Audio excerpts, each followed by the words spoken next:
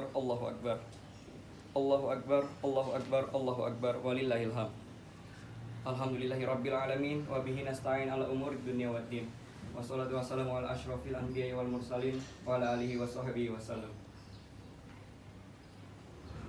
Qala Allah Ta'ala fil Qur'anil Karim. A'udzu billahi minasyaitonir rajim. Bismillahirrahmanirrahim. Iqra bismi rabbikal ladzi khalaq.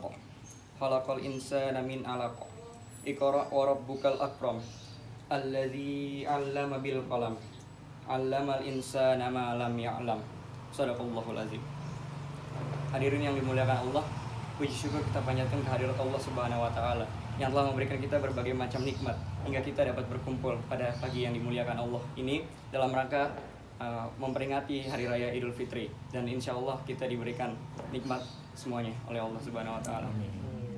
Salawat serta salam tak lupa kita sanjungkan kepada junjungan kita Nabi besar Muhammad sallallahu alaihi wasallam beserta para keluarganya, para sahabatnya, dan mudah-mudahan kita sebagai pengikutnya diberikan syafaat di yaumil akhir nanti. Amin amin ya rabbal alamin. Hadirin yang dimuliakan Allah, dalam kesempatan ini Khatib ingin memberikan khutbah yang berjudul menumbuhkan rasa kecintaan terhadap pembangunan masyarakat. Pertama-tama perlu kita ketahui bahwa membangun masyarakat itu tidak mudah. Terutama di Indonesia banyak sektor-sektor yang telah mengalami kerusakan. Berdasarkan pengamatan dari Khatib, ada 3 sektor utama yang telah mengalami kerusakan, yaitu sektor pertama yaitu sektor pendidikan, yang kedua adalah sektor sosial, dan yang ketiga adalah sektor agama. Namun mirisnya, ketiga sektor ini telah menjalar ke sektor-sektor yang lain, sehingga kerusakan di masyarakat ini sudah banyak terjadi. Namun demikian, kita sebagai manusia memiliki kewajiban untuk memperbaikinya, sebagaimana tujuan kita diciptakan di dunia ini. Tujuan manusia diciptakan di dunia ini adalah sebagai khalifah fil ard, atau pemimpin di dunia. Pemimpin yang dimaksud di sini bukan dalam artian jabatan, tetapi dalam artian peran.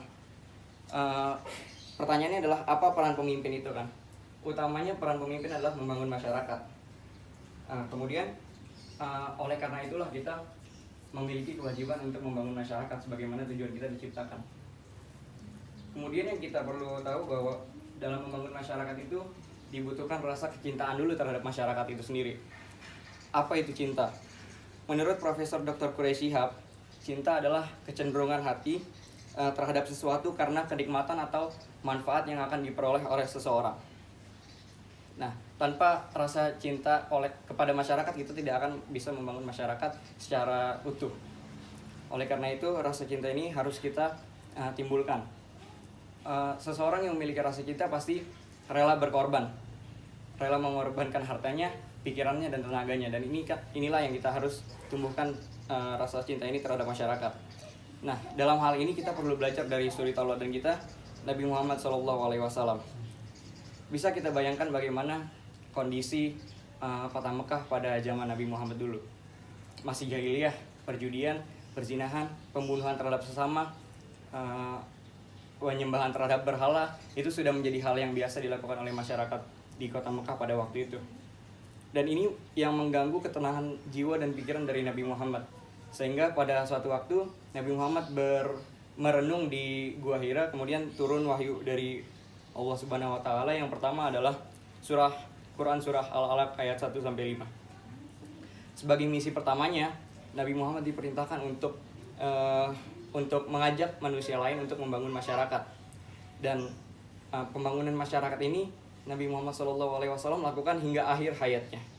Sampai-sampai kata terakhir yang diucapkan Nabi Muhammad sebelum wafat adalah ummati, ummati, ummati.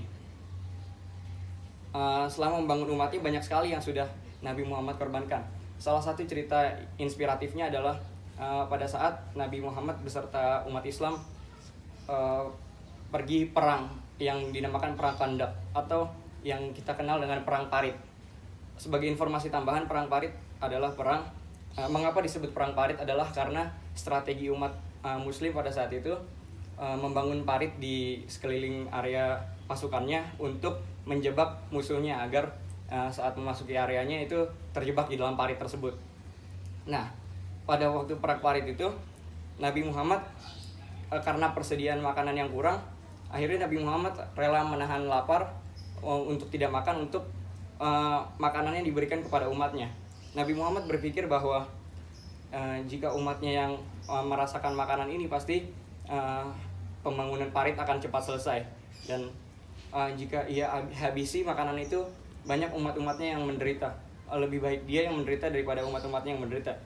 Yang bisa kita ambil dari sini adalah Nabi Muhammad mementingkan kepentingan umatnya di atas kepentingan pribadinya. Ini benar-benar substansi dakwah yang harus kita implementasikan dalam kehidupan sehari-hari.